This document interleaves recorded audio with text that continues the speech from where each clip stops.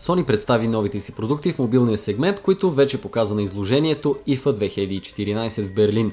Продуктите се очаква поетапно да стъпят на българския пазар в следващите седмици, като най-напред се очаква да видим Z3 и Z3 компакт смартфоните. Z3 нормално е по-класни от двата, предлагащ ни 5,2 инчов дисплей, Full HD матрица с подобрена подсветка и обичайните технологии на Sony за подобряване на изображението.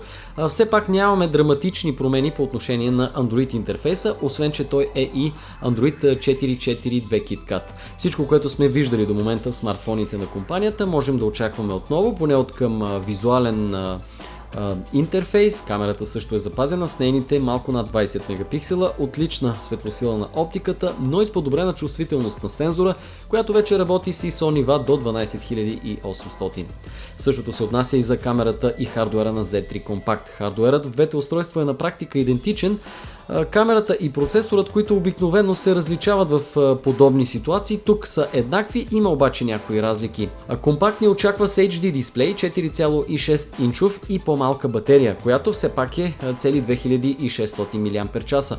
Нещо, което сравнително рядко виждаме в модел с тези размери напоследък. Z3 пък ни очаква със своите 3100 мАч. Дизайнът се различава съвсем малко, най-вече по отношение на леките извивки по ръбовете, които ще намерите в по-големия смартфон.